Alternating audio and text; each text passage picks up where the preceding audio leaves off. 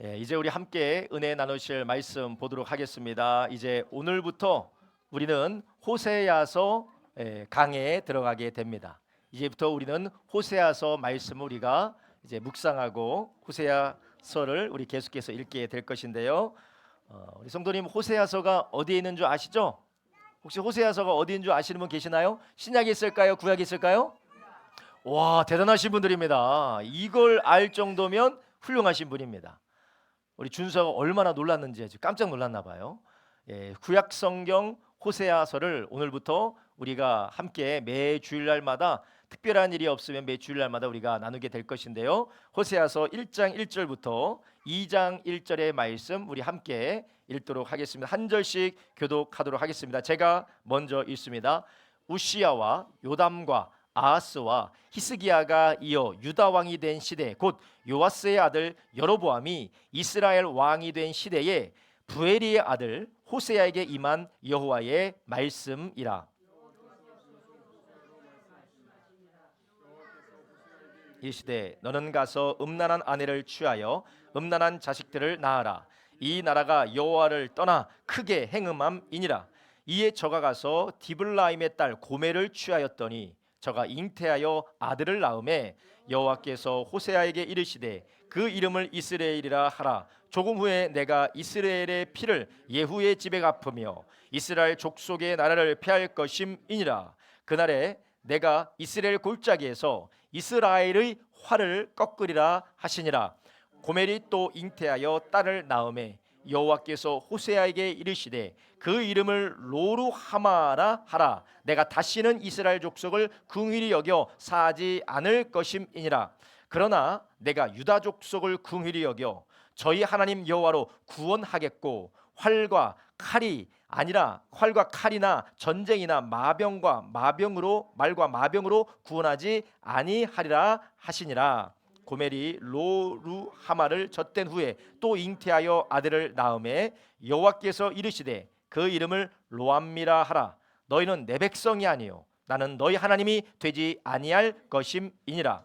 그러나 이스라엘 자손의 수가 바닷가의 모래같이 되어서 측량할 수도 없고 셀 수도 없을 것이며 전에 저희에게 이르기를 너희는 내 백성이 아니라 한 그곳에서 저희에게 이르기를 너희는 사신 하나님의 자녀라 할 것이라. 이에 유다 자손과 이스라엘 자손이 함께 모여 한 두목을 세우고 그 땅에서부터 올라오리니 이스라엘의 날이 클 것임이로다. 너희 형제들에게는 암미라 하고 너희 자매에게는 루하마라 하라. 아멘. 오늘부터 우리가 호세아서를 계속해서 우리가 강의하고 말씀을 가지고 은혜를 나누게 될 것인데요. 오늘은 그 첫 번째 시간 호세아서 1장 1절부터 2장 1절의 말씀을 본문으로 해서 하나님의 본심 알아가기라는 제목으로 함께 은혜를 나누려고 합니다. 여러분, 우리가 성경을 보고 또 성경을 통하여서 하나님이 하나님의 백성들 그리고 하나님의 사람들을 이야기할 때에 그들과 관계를 맺으시는데 그 관계가 어떠한 관계로 성경에서 많이 나타나지냐면요, 바로 하나님은 남편이고 하나님의 백성은 아내다라는 부부관계로 하나님께서 표현하실 때가 있습니다. 물론 성경에서 다른 모습으로 표현할 때도 있죠. 하나님은 목자고 하나님의 백성은 양으로 표현하실 때가 있습니다. 그리고 또 하나는 하나님은 아버지고 하나님의 백성들은 자녀들로 하나님께서 그렇게 표현하실 때가 있어요. 아버지와 자녀, 그리고 아내와 남편, 때로는 창조주와 피조물, 지은 자와 지음 받은 이의 관계로 하나님께서 하나님의 백성과 하나님의 사람들이 어떠한 관계를 맺어 가는지를 하나님께서 성경의 말씀을 통하여 우리에게 알려주십니다. 오늘부터 우리가 매주일마다 살펴볼 하나님의 말씀은 호세아서인데요. 호세아서에서는 크게 보면 세 가지지만 우리가 집중적으로 보게 되면 두 가지 관계로 하나님은 하나님의 백성과 자신의 백성을 비유적으로 우리에게 들려주십니다. 그게 뭐냐면 첫 번째가 바로 아내와 남편과의 관계예요. 부부의 관계로서 하나님과 하나님의 백성의 관계를 우리에게 말씀하십니다. 그리고 또 하나는 부모와 자녀와의 관계로서 하나님과 하나님의 백성의 관계를 우리가 읽는 호세아서를 통하여서 우리에게 비유하시고 하나님과 우리의 관계는 그와 같다라고 하나님께서 말씀을 하십니다. 그런데 여기에서 우리가 이 두 가지 관계의 공통점이 있습니다. 그것은 무엇이냐면요, 아버지와 자식과의 관계든지 아내와 남편과의 관계든지 그 관계는 무엇이냐면요, 바로 언약 관계로 맺어져 있다라는 것이에요. 저는 계약이라고 말씀 안 드렸어요. 언약 관계로 맺어져 있다라는 것이에요. 부모와 자녀가 부모와 아버지와 어머니와 자식으로 맺게 된 것은 피로 맺은 언약입니다. 그래서 세상 사람들은 이것을 천륜이라고 해요. 하늘이 맺어준 인연이다라고 그렇게 이야기합니다. 인간이 끊을래야 끊을 수가 없고 너는 내 자식이 아니다라고 해도 아니라 할 수 없는 것이 피로 맺은 언약입니다. 그리고 아내와 남편과의 관계도 마찬가지죠. 물론 우리가 살고 있는 시대는 이 신뢰가 무너지고 언약이 무너진 시대이기 때문에 여러 가지 가정이 깨어지고 가정 가운데 여러 가지 어려운 일들이 많이 있습니다. 물론 부모와 자식과의 관계도 마찬가지죠. 자식이 부모에게 마땅히 해야 되는 그런 일들을 하지 못하고 부모가 자식에게 마땅히 해야 되는 일들을 하지 못하는 경우도 있습니다. 그리고 아내가 남편에게, 남편이 아내에게 결혼할 때에 맺은 그 언약에 신실하게 행하지 못하는 경우도 많이 있습니다. 아내와 남편이든 부모와 자식이든 하나님께서 하나님의 백성과 하나님과의 관계를 비유적으로 보여주신 것을 통하여서 우리는 하나님과 어떤 관계에 있는지 알 수 있냐면요, 바로 우리는 하나님과 언약 관계 가운데 있다라는 거예요. 하나님과 무슨 관계라고요? 언약 관계 가운데 있다라는 거예요. 근데 이 언약 관계라는 것은 서로가 뭔가 관련이 있고 뭔가 동등한 존재로 있을 때의 언약 관계를 맺을 수가 있어요. 우리가 아이를, 제가 요즘 들어서 아이가 중학교에 가고 뭐 핸드폰도 필요하고 또 은행도 계좌를 열어야 되다 보니까 어린 아이는 회사와 그리고 어떤 은행과 계약 관계를 맺을 수가 없어요. 왜냐? 뭐 독립적으로 무언가를 결정할 수 있는 나이에 되지 않았다고 해서 그러니까 하나의 완성된 인격체로서 취급하지 않습니다. 그래서 늘 뒤에 후견인이 있어요. 여러분, 우리가 하나님 앞에 하나님이 우리를 부부 관계로서, 하나님이 우리와 부모와 자녀 관계로서, 우리와 언약 관계로서 우리를 부르셨고 우리를 그 가운데 있게 하셨다라는 것은 우리에게 엄청난 특권이자 축복인 줄 아시기 바랍니다. 하나님이 우리를 그렇게 소중하고 존귀하고 아주 하나님과 대화하고 하나님과 언약 맺고 하나님과 함께 연합할 수 있는 그러한 존재로 우리를 승급시켜 주셨다라는 거예요. 그래서 우리는 성경을 통해서 먼저는 하나님이 하나님의 백성과 하나님과 관계를 맺을 때 언약 관계로서 관계를 맺고 계시고, 그리고 부모와 자녀의 관계로서 아내와 남편의 관계로서 관계를 맺고 계시다라는 걸 우리가 알고 있지만, 또 하나 우리가 알고 되는 것은 하나님은 우리를 그만큼 귀히 여겨 주신다라는 것입니다. 세상을 지으신 하나님이 우리와 대화할 수 있는 존재로 우리를 인정해 주시고 하나님과 관계와 교제를 맺을 수 있는 존재로 우리를 인정해 주신다라는 것입니다. 여러분, 이것이 바로 하나님이 우리를 향한 사랑이고 하나님의 사랑이고 우리를 존귀하게 보시는 하나님의 마음이라는 것입니다. 저는 오늘 우리가 읽은 본문을 중심으로 하나님의 본심 알아가기라는 제목으로 오늘 성도님과 함께 은혜를 나누려고 합니다. 하나님께서 호세아서에서 하나님의 백성과 하나님과의 관계를 무엇이라고 말씀했습니까? 언약 관계로 그렇게 보여주신다고 했어요. 그래서 오늘 우리가 읽은 본문뿐만 아니라 구약성경에는 계속해서 일관적으로 뭐라고 하시냐면 하나님과 하나님의 백성은 언약 관계에 있다. 그래서 우리가 읽은 성경 말씀에서 보면은 이렇게 말씀하십니다. 2절 한번 보겠습니다. 호세아서 1장 2절부터 3절 한번 보겠습니다. 시작. 여호와께서 비로소 호세아에로 말씀하시니라. 여호와께서 호세아에게 이르시되 너는 가서 음란한 아내를 취하여 음란한 자식을 낳으라. 이 나라가 여호와를 떠나 크게 행음함 이니라. 2절까지만 읽겠습니다. 지금 하나님께서 이스라엘 백성들이 무엇을 했다라는 거요? 아내가 남편을 떠나서 바람을 피우는 것 같이 지금 이스라엘 백성들이 하나님을 떠나서 바람을 피우고 있다라는 것이요. 부정적인 묘사를 떠나서 하나님이 이스라엘 백성들을 무엇으로 보고 계시다라는 것이요? 아내로 보고 계시다라는 거예요. 이런 언약적인 관계 가운데서 이스라엘 백성들을 귀하게 여기고 계시다라는 겁니다.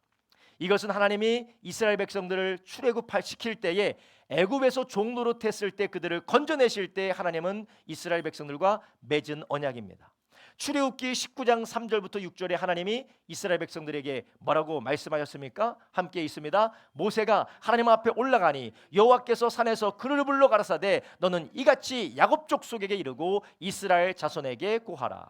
나의 애굽 사람에게 어떻게 행하였음과 내가 어떻게 독수리 날개로 너희를 업어 내게로 인도하였음을 너희가 보았느니라. 세계가 다 나에게 속하였나니 너희가 내 말을 잘 듣고 내 언약을 지키면 너희는 열국 중에서 내 소유가 되겠고 너희가 나에게 대하여 제사장 나라가 되며 거룩한 백성이 되리라. 너는 이 말을 이스라엘 자손에게 고할지니라. 아멘.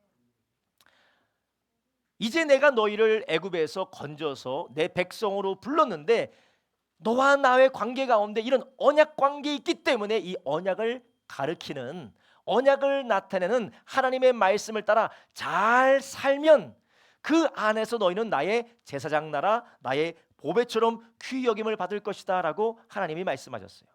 이뿐만이 아닙니다. 신명기 26장 16절부터 19절에 모세가 이스라엘 백성들에게 하나님의 말씀을 이렇게 전합니다. 뭐라고 전해줬습니까? 오늘날 내 하나님 여호와께서 이 규례와 법도를 행하라고 내게 명하시나니 그런즉 너희는 마음을 다하고 성품을 다하여 지켜 행하라. 17절 내가 오늘날 여호와를 내 하나님으로 인정하고 또 그 도를 행하고 그 규례와 명령과 법도를 지키며 그 소리를 들으라 확언하였고 여호와께서도 내게 말씀하신 대로 오늘날 너를 자기의 보배로운 백성으로 인정하시고 또 그 모든 명령을 지키게 하리라 확언하셨은즉 아멘. 19절까지 읽을게요. 여호와께서 너의 칭찬과 명예와 영광으로 그 지으신 모든 민족 위에 뛰어나게 하시고 그 말씀하신 대로 너로 내 하나님 여호와의 성민이 되게 하시리라. 아멘. 여러분 우리가 성경을 편협하게 읽으면 하나님께서 우리에게 주신 모든 명령들이 강압적이고 우리를 옥죄고 우리를 괴롭히는 하나의 규정으로 우리가 생각할 수가 있습니다. 그러나 그렇지 않습니다. 이것은 하나님과 우리와 맺은 언약이에요. 마치 남편과 아내가 결혼하여 언약을 맺으면 다른 남자, 다른 여자를 쳐다봐서는 안 되고 우리가 남편과 아내로서 각자가 사랑 안에서 맺은 언약대로 서로 사랑하며 언약을 맺을 때 그러 있잖아요. 검은 머리가 흰 머리가 될 때까지 이 언약을 지키겠냐고 약속하는 것처럼 그러한 언약과 마찬가지입니다. 그래서 우리는 하나님께서 하나님의 백성들을 애굽에서 건져내시고 하나님이 언약을 맺으셨어요. 그리고 그 언약의 증표가 바로 하나님의 말씀이었던 것이에요. 여러분 구약 백성들은 이렇게 출애굽의 경험을 하면서 언약 백성으로 이렇게 언약을 맺었습니다. 그리고 율법의 말씀대로 살게 되어졌어요.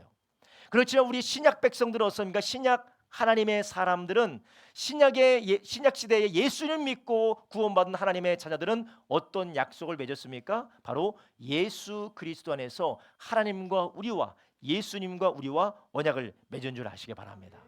그래서 예수님이 우리를 위해서 피 흘려 죽으시고 부활하셔서 그분을 영접하고 그분을 믿는 모든 자들마다 하나님의 자녀가 된다라는 언약을 맺은 것입니다. 그래서 우리는 그 언약을 맺은 자로서 예수님을 영접하고 예수님을 믿고 평생 예수님을 따라가면서 주님을 주인 삼아 살아가는 것이 우리의 언약이고 예수님은 우리를 하나님의 자녀 삼으시고 그리고 예수님의 신부로서 우리를 하나 되게 하시고 평생토록 아니 영원토록 우리를 인도하시는 것이 예수님과 우리와 맺은 언약입니다. 이 언약을 예수님께서는 십자가에 못 박히기 전날에 주의 만찬하시면서 우리에게 이렇게 말씀하셨습니다. 마가복음 14장 22절에 뭐라고 하셨어요? 저희가 먹을 때에 예수께서 떡을 가지사 축복하시고 떡을 떠어 제자들에게 주시며 가라사대 받으라 이것이 내 몸이니라 하시고, 23절 또 잔을 가지사 감사하시고 저에게 주시며 다 이를 마시매, 24절 가라사대 이것은 많은 사람을 위하여 흘리는 바 나의 피 곧 언약의 피니라. 무슨 피라고요? 언약의 피라는 것이요. 우리가 예수님을 믿는 것 자체도 우리가 예수님의 피로 맺은 하나님과 우리와의 언약입니다. 그래서 이 언약을 통하여서 우리는 어떻게 됩니까? 하나님의 자녀가 되는 것이고 우리는 예수님의 신부가 되는 것이고 우리가 하나님의 것이 된다라는 것이에요. 여러분, 이렇게 우리는 구약 백성이 제사를 통하여서 율법을 통하여서 하나님은 하나님이 되시고 이스라엘 백성은 하나님의 나라가 되는 것처럼 언약을 맺은 것 같이 우리도 신약시대 성도들도 예수님 안에서 하나님과 언약을 맺었어요. 여러분, 이 언약이 얼마나 감사한 일이고 기쁜 일입니까? 이 언약 안에서 우리가 보호를 받고 이 언약 안에서 우리가 하나님의 사랑을 누리고 이 언약 안에서 주님 주시는 영생을 누리게 되는 줄 아시기 바랍니다. 한 남자와 한 여자가 결혼을 하게 되면, 부모가 자녀를 낳게 되면 언약 가운데 묶이게 됩니다. 그래서 아버지의 것이 자녀의 것이 되는 것이고 남편의 것이 아내의 것이 되는 것입니다. 아내의 것이 남편의 것이 되고 자녀의 것이 부모의 것이 가끔은 되는 경우가 있죠. 이게 무엇입니까? 언약 관계라는 것이에요. 그러나 이 언약 관계는 그 언약으로 인하여서 누리는 것도 있지만 그 언약으로 인하여서 우리가 감당해야 되는 율법의 말씀처럼 우리가 감당해야 되는 언약적 신실함이 우리에게 요구된다라는 것이에요.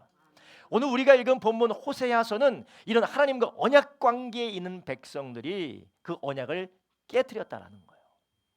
하나님의 아내라고 불릴 만한, 하나님의 보배라고 불릴 만한 아내 이스라엘 백성들이 하나님과의 언약을 깨뜨리고 다른 신을 섬기며 다른 나라를 따라가고 하나님과 맺은 그 언약의 증표인 율법의 말씀을 철저하게 무시하고 내던진 채로 그렇게 삶을 살았다라는 것입니다. 그래서 하나님께서 이렇게 하나님과 맺은 그 언약을 내팽겨치고 깨트린 이스라엘 백성들을 향하여서 주신 예언의 말씀이 무엇이냐? 바로 호세아서의 말씀이라는 것입니다. 근데 여러분, 상당히 역설적이게도 호세아서가 쓰여진 때는 북이스라엘이 가장 강성할 때였어요. 북이스라엘이 가장 강성하고 가장 부유하고 가장 좋은 외교 관계를 누리고 있을 때 호세아 선지자를 통하여서 하나님이 이 말씀을 주셨다라는 것입니다. 반대로 말하면 인간이 얼마나 연약하고 부족한지 하나님 주신 축복이 있으면 있을수록, 하나님 주신 은혜가 있으면 있을수록 그 죄악 가운데 그 축복 안에서 하나님께 감사하는 것이 아니라 죄악으로 넘어가게 된다는 거예요. 아담과 하와가 하나님을 배반했던 때가 언제입니까? 하나님이 주신 축복이 넘쳤을 때 선악과를 먹고 하나님을 배반했습니다. 이스라엘 백성들이 광야에서 자기 땅 한 평도 없이 하늘로부터 내려오는 만나로 먹고 살 때, 반석에서 하나님이 끌어올려 주시는 좋은 것으로 마시고 살 때 그들은 하나님을 배반하지 않고 늘 하나님만 따라갔습니다. 그런데 자기가 짓지도 않고 자기가 수고하지도 않고 자기가 노력하지도 않은 땅을 하나님의 언약대로 받았을 때 거기서 무엇하게 됩니까? 우상 숭배하고 배반하고 하나님을 떠나게 되었다라는 것이에요. 여러분, 이스라엘 백성들이 호세아서에서 하나님의 말씀으로 책망받고 말씀을 통하여 드러나게 되는 이 언약에 대한 불성실함을 우리가 바라보게 될 때 오늘 우리는 무엇을 보게 됩니까? 동시에 우리가 예수님과 언약을 맺은 하나님의 자녀로서, 예수님의 신부로서 우리가 어떻게 주님과의 관계를 맺고 있는지를 말씀을 통해서 저와 여러분 함께 살펴보시고 주님 안에서 은혜가 있는 시간 되기를 주님의 이름으로 축원합니다. 그렇다면 하나님께서 이렇게 언약 관계 가운데 불성실하게 언약 관계를 깨트린 이스라엘을 향하여서 하나님께서는 어떻게 하셨습니까? 하나님은 그들을 방치하거나 그들을 버리고 다시는 돌아보지 않는다. 요즘 세상 말로 손절하지 않으셨어요. 하나님께서는 이스라엘 백성들이 언약 관계를 깨트렸음에도 불구하고 하나님은 어떻게 하셨습니까? 오늘 본문을 보니까 첫 번째로 하나님은 이스라엘 백성들에게 말씀하셨다라는 것이에요. 이것을 통해서 우리는 하나님의 마음과 성품을 알 수 있는데, 하나님은 어떤 분이십니까? 하나님은 우리에게 말씀하시는 하나님이라는 것입니다. 한번 따라합니다. 하나님은 우리에게 말씀하십니다. 예. 사람 같아서는 배반을 당하고 배신을 당하고 그리고 어려움이 있고 정말 고통스러운 일을 당하게 되면, 신의가 깨지게 되면 어떻게 됩니까? 다시 안 보면 그만이에요. 더 이상 관계 안 하면 그만입니다. 그런데 하나님께서는 하나님의 은혜로 사랑받고 하나님의 축복을 받은 자들이 아담과 하와가 배반했던 것처럼 이스라엘 백성들이 하나님을 배반했을 때 하나님은 그들을 저주하고 그들을 유기한 것이 아니라 오히려 하나님은 그들에게 말씀하셨다라는 것입니다.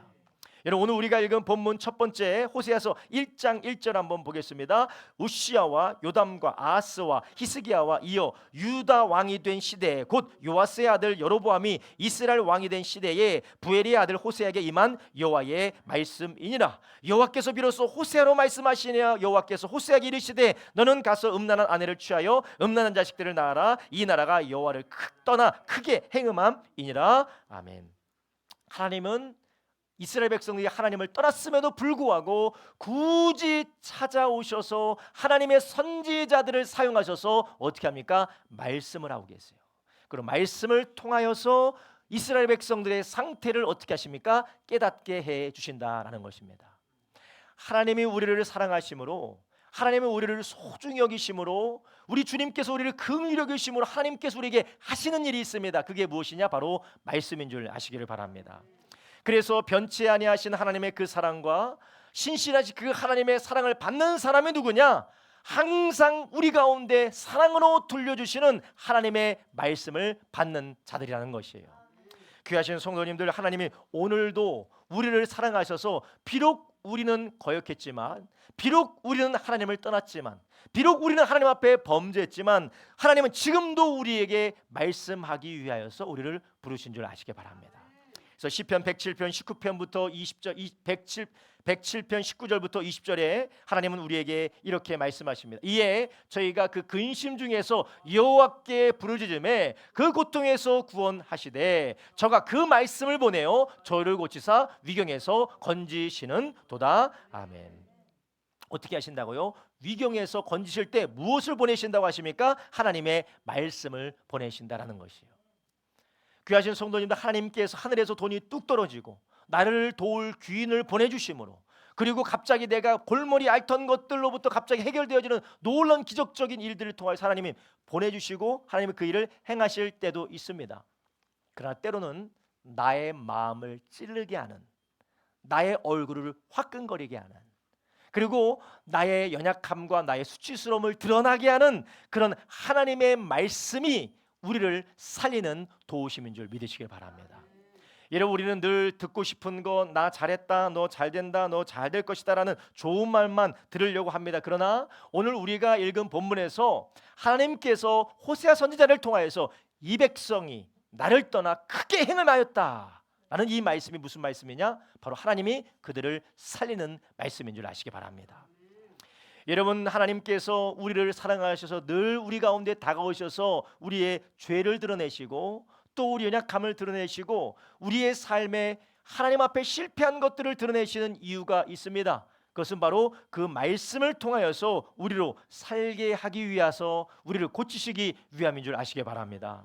그래서 히브리서 1장 1절부터 2절에 하나님 우리에게 이렇게 말씀하셨습니다. 옛적의 선지자들로 여러 부분과 여러 모양으로 우리 조상에게 말씀하신 하나님이 이 모든 날 마지막에 아들로 우리에게 말씀하셨으니 이 아들을 만유의 후사로 세우시고 또 저로 말미암아 모든 세계를 지으셨느니라. 아멘. 하나님이 이렇게 모든 모양과 여러 부분과 여러 모양으로 우리 조상들에게, 그리고 하나님의 사람들에게 말씀하셔서 그 말씀을 통하여 무엇하게 하십니까? 우리의 죄를 깨닫고 우리의 죄를 하나님께서 알게 하신다라는 것입니다. 아까 말씀드렸죠. 호세아 선지자가 예언했던 때는 가장 이스라엘 백성들이 부강하였을 때입니다. 이스라엘이 가장 경제적으로나 군사적으로 부강했을 때예요. 그런데 그 부강했을 절정의 시기에, 그 절정의 시기에 호세아 선지자가 나타나서 이 백성이 하나님을 떠나 크게 행음했다라고 그렇게 하나님이 말씀하시는 겁니다. 여러분, 이 말씀이 바로 멸망으로 향하여 가고 있는 이스라엘 백성들을 살리는 말씀인 줄 아시기를 바랍니다.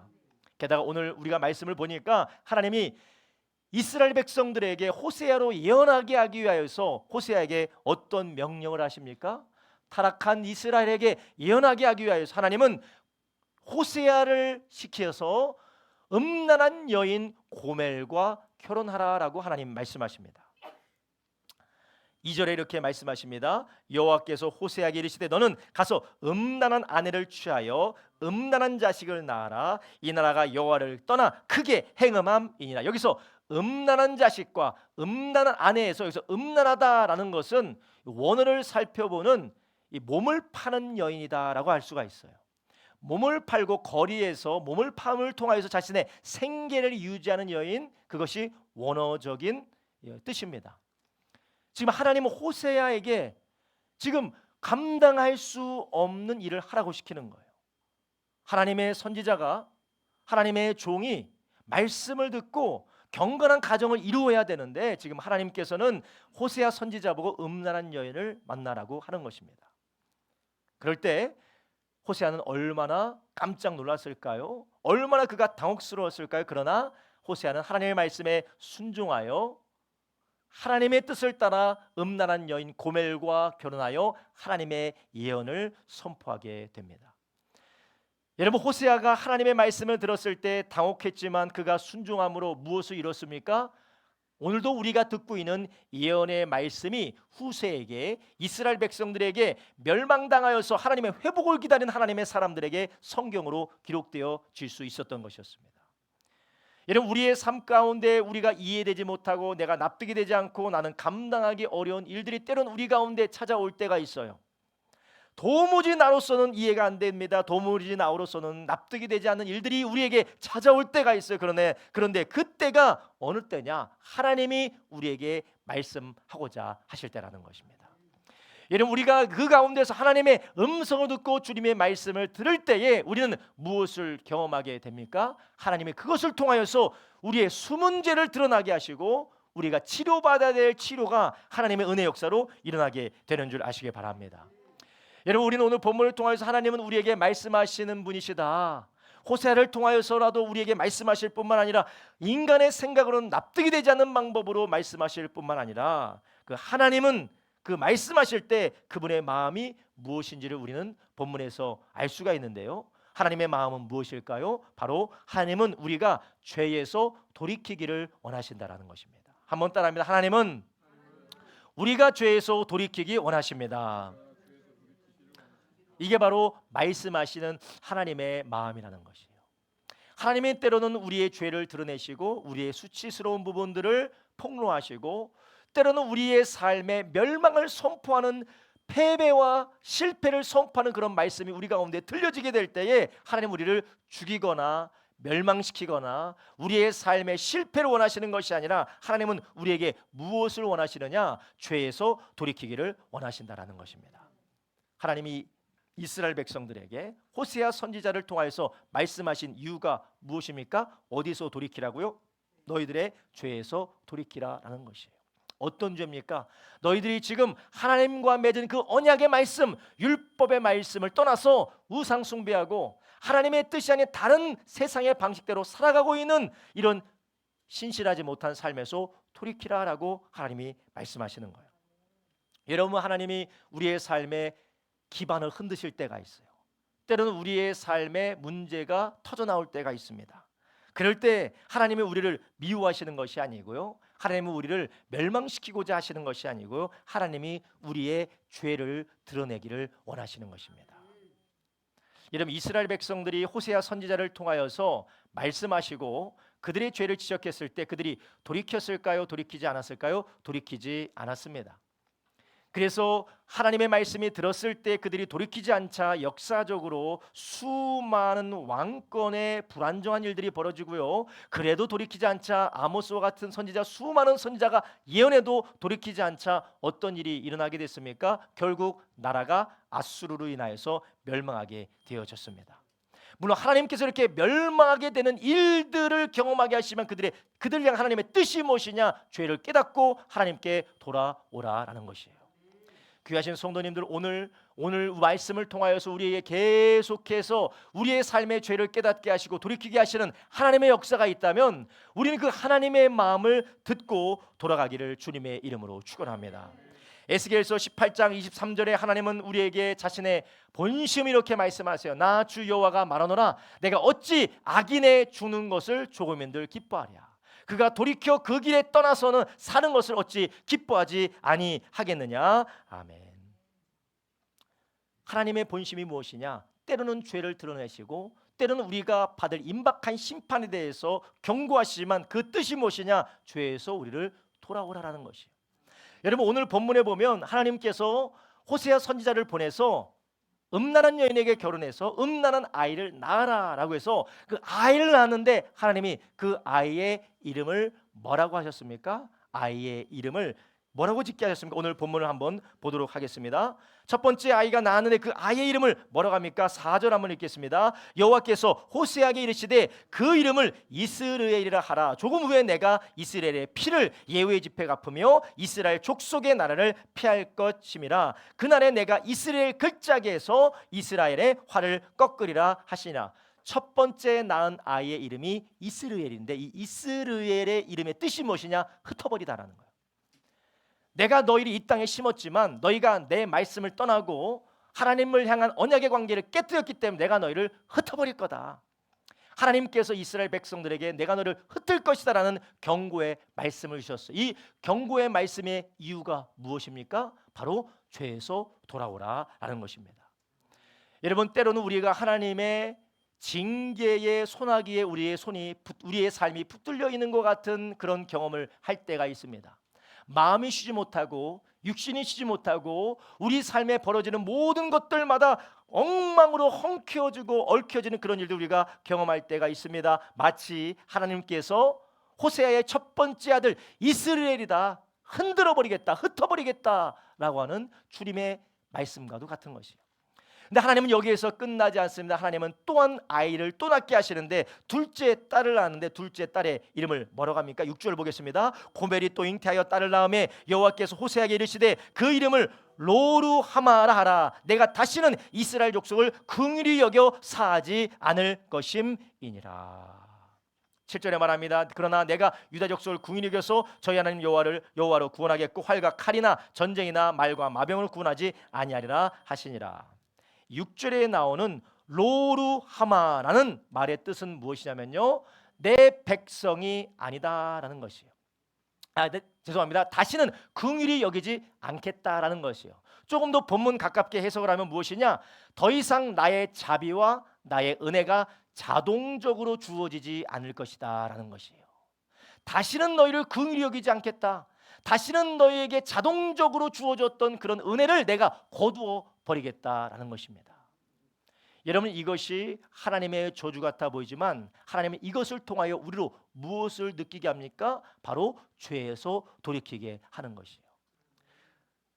부모가 자녀를 사랑해서 무슨 일이 있으면 부모한테 전화하고 무슨 일이 있으면 핸드폰 가지고 잘 쓰라고 핸드폰을 사줬더니 핸드폰 가지고 맨날 게임을 하고 부모가 준 그 뜻에 따라 하지 않고 부모의 마음을 괴롭히고 자신의 삶을 망가뜨리게 될 때 부모는 어떻게 합니까? 폰압을 하게 되는 거죠. 핸드폰을 압수하게 돼요. 더 이상 핸드폰이 네 거인 게 자동으로 네 거인 것처럼 되지 않을 것이라고 핸드폰을 압수를 합니다.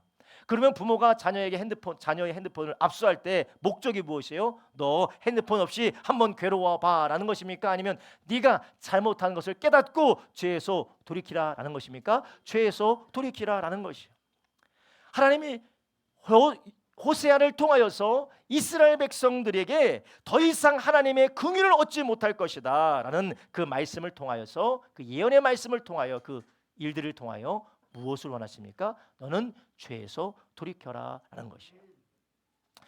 이런 우리의 삶이 예전 같지 않을 때가 있습니다. 기도에도 예전 같지 않을 때가 있고, 나의 직장 생활이 예전 같지 않을 때가 있고, 나의 사업이 예전 같지 않을 때가 있고, 내 가정 생활이 예전 같지 않을 때가 있고, 나의 삶이 너무나도 힘들고 어려울 때가 있습니다.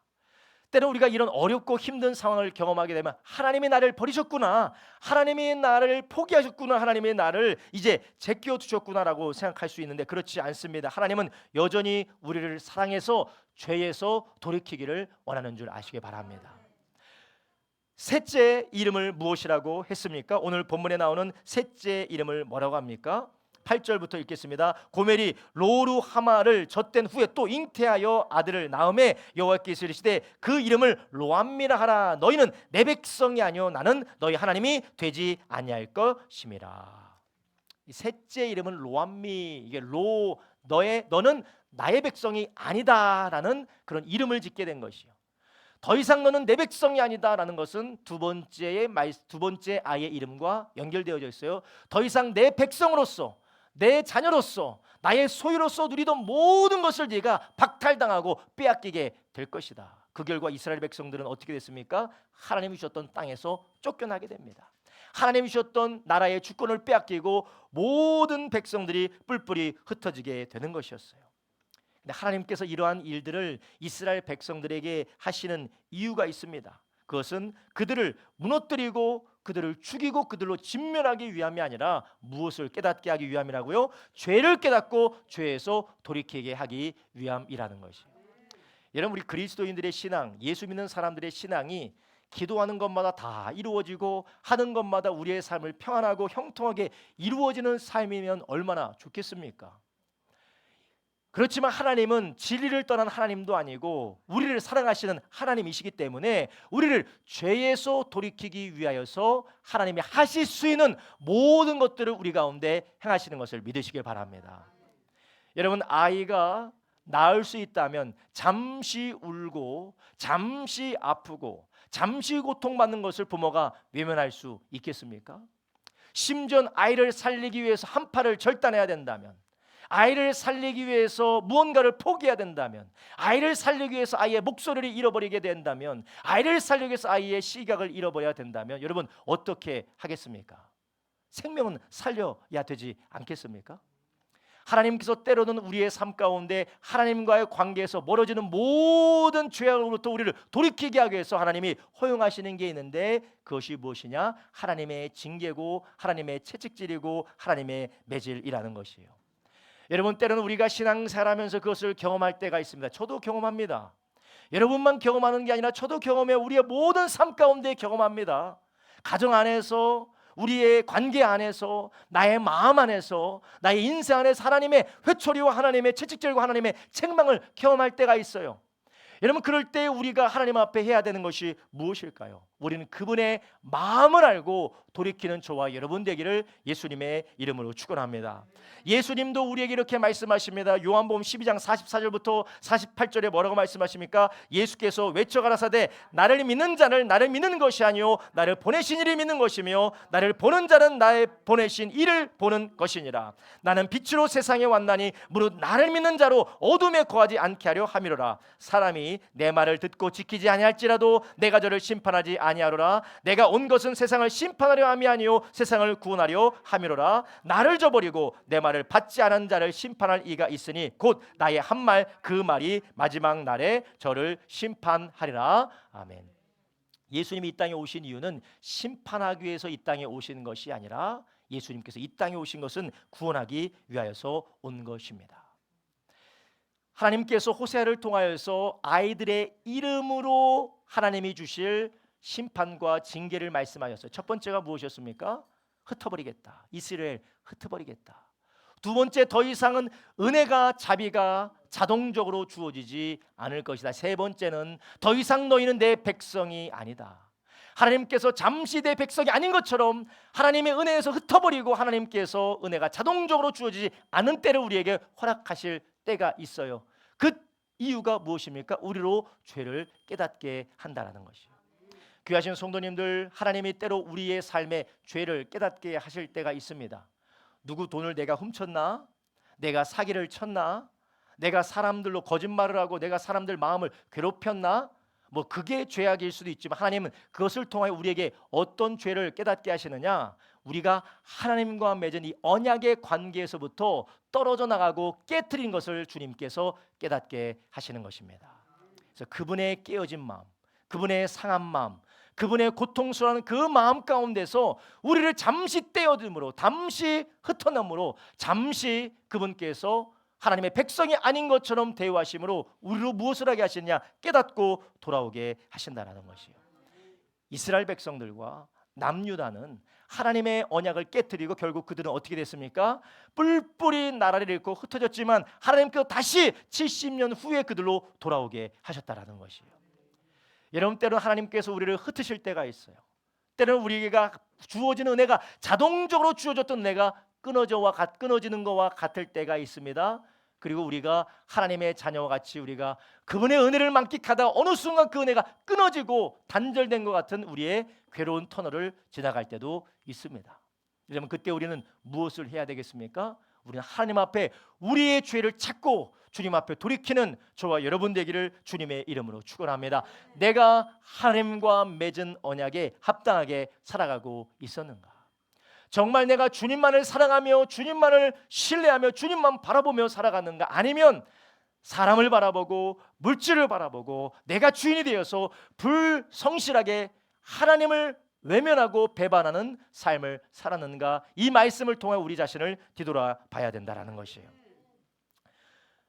우리가 오늘 본문을 보니까 하나님께서 우리의 죄를 돌이키게 하기 원하여서 우리로 하나님의 징계와 하나님의 심판을 받고 깨닫게 하시는데, 또한 하나님은 이걸 통하여서 우리에게 원하시는 것이 있습니다. 그것이 무엇입니까? 마지막으로 하나님의 사랑은 우리를 결국 회복시키신다라는 것이에요. 할렐루야. 우리를 흩으시는 이유는 다시 모으기 위해서 흩으시는 거예요.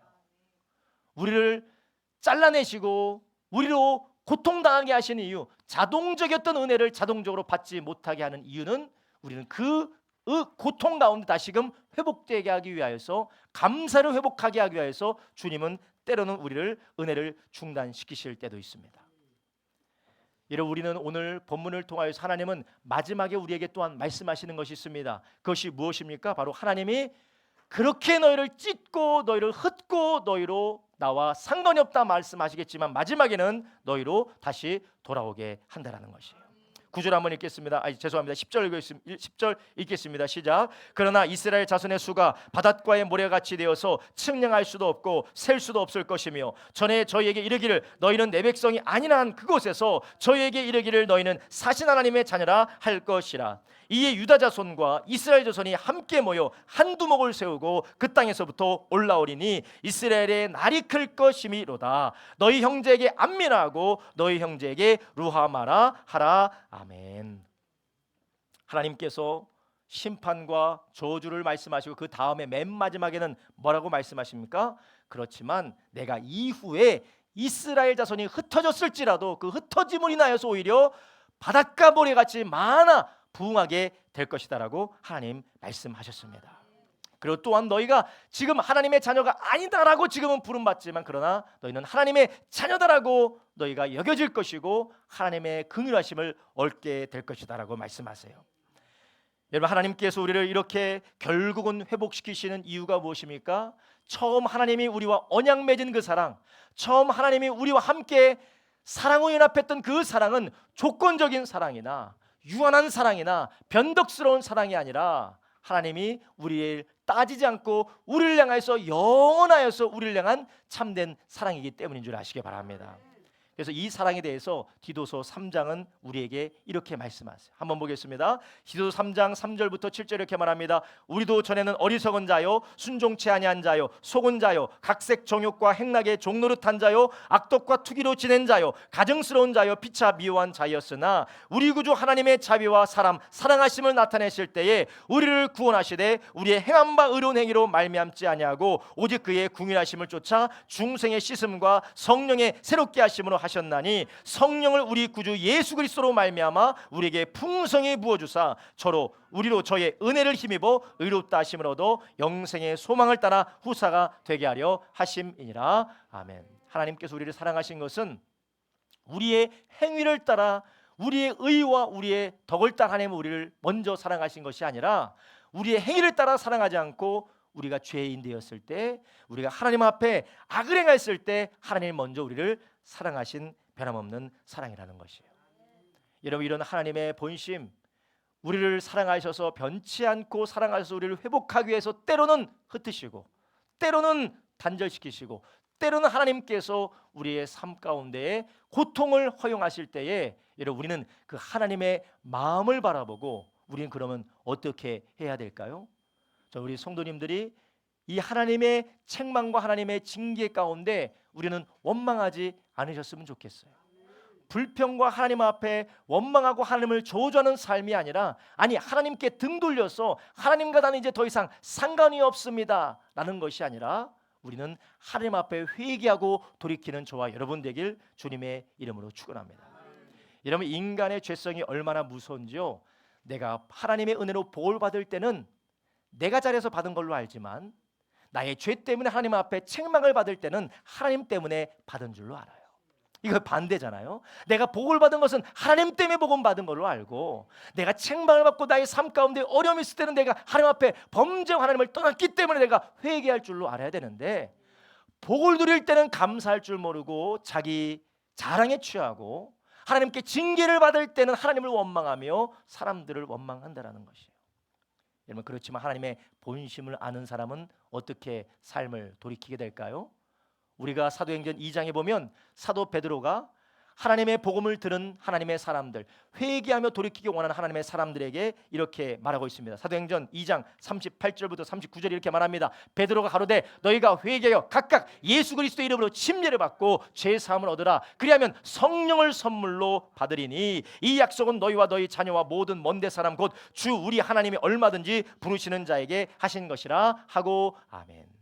우리는 하나님이 때로는 우리 가운데 어둠의 터널을 통과하게 하실 때, 때로는 우리의 삶 가운데 괴로움과 고난의 아픔을 경험하게 하실 때, 우리는 하나님을 원망하며 하나님을 저주하며 하나님의 사람들로 모든 것들로부터 뒤돌아서 우리가 탄식하며 있는 것이 아니라, 그 자리 가운데 회개하며 주님 앞에 나가기를 예수님의 이름으로 축원합니다.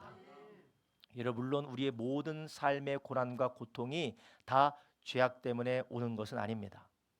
우리의 삶의 모든 재난과 재해와 고통과 아픔들이 죄 때문에 오는 경우는 다 그렇지는 않아요. 때로는 하나님께서 우리를 연단하고 계시고, 때로는 우리가 알 수 없는 일 때문에 우리가 당하는 경우도 있습니다. 그래서 저는 오늘 본문을 통하여서 말씀드리고 싶은 것은, 때로는 우리가 이해할 수 없는 경우도 있지만 하나님께서는 때로는 징계를 통하여서, 심판을 통하여서 우리로 죄를 깨닫고 죄에서 나오기를 원하신다는 거예요. 그 죄에서 나올 때 하나님은 우리를 어떻게 하십니까? 다시 회복시켜 주신다는 것이에요. 바라게 우리 모든 성도님들, 여러분의 삶 가운데 어둠의 터널을 통과하고 계시는 분이 계십니까? 도무지 어떻게 해야 될지 모르겠고, 나에게 왜 이런 일이 생겼고, 내가 어쩌다 이런 문제 가운데 사로잡히게 되었는지 모르겠다라고 괴로워하시는 분이 계십니까? 이번 호세아서 강해를 통하여서 먼저는 하나님과 우리와의 언약 관계를 점검하기를 주님의 이름으로 축복합니다. 주님이 나를 위하여 피 흘려 죽으셨듯이 내가 거룩하니 너희도 거룩하라라고 말씀하신 것처럼, 우리가 하나님 앞에 거룩하기 위하여서 하나님 앞에 내 온 마음과 정성과 나의 인생을 드리는 언약 관계 가운데 합당하게 삶을 살아가고 있는지, 아니면 은혜는 하나님으로부터 다 받고 헌신은 세상과 사람과 욕심에게 헌신하고 있는지, 은혜는 생명을 하나님으로부터 다 받아놓고 나의 헌신과 나의 사랑은 우상에게 다 바치고 있는지, 우리가 이번 호세아서 강해를 통하여서 우리의 삶이 다시 한번 주님과의 관계 가운데 변화되어지고 회복되어지는 역사 있기를 주님의 이름으로 축원합니다. 그래서 바라기는 그 관계가 회복되어질 뿐만 아니라 우리의 삶의 모든 자리가 다시금 살아나는 우리가 되기를 예수님의 이름으로 축원합니다. 기도하겠습니다. 이 시간 함께 기도합니다. 살아계신 아버지 하나님, 감사를 드립니다. 우리 주님께서 오늘 말씀을 통하여서 하나님, 우리로 하나님의 은혜 안에서 우리가 합당한 주님과의 언약 관계 가운데 어떻게 살아가고 있는지를 다시 한번 바라보며 깨닫게 해주시니 감사를 드립니다. 하나님 아버지, 우리가 지금까지 하나님, 우리가 우리의 생각대로, 하나님 아버지 우리의 마음대로 우리가 주인이 되어서 주님의 은혜에 합당하지 않게 나만을 위하여서, 우상을 위하여서 살아왔던 우리의 삶을 주님 앞에 회개합니다. 주여 용서해 주시옵시고, 하나님께서 우리에게 징계의 손을 펼치셨을 때, 주님께서 우리 가운데 하나님 우리의 심판의 손을 펼치실 때에 하나님, 우리가 우리의 죄를 깨닫고 회개함으로 나아가는 우리 모든 성도들 되게 하여 주시옵소서. 주의 말씀이 들려질 때에 하나님, 나와 맞지 않는다고, 나의 부끄러움이 드러난다고, 나의 수치스러운 부분이 드러난다고 우리가 외면하는 것이 아니라 그 가운데 정직하고 솔직하게 하나님 앞에 회개하는 우리가 되게 하여 주시옵소서. 하나님 그리하여서 회개를 통하여서 살아나는 역사, 다시 한번 이스라엘 백성들이 회개하여 주님 앞에 은혜를 받아 축복을 받아 하나님의 찬연한 은혜를 누리고 바닷가 모리알 같이 크게 될 것이라 약속하신 주님의 회복의 역사가 우리 교회 가운데 가정 가운데 일어나게 하여 주시옵소서. 감사드리며 예수님의 이름으로 기도드렸사옵나이다. 아멘. 우리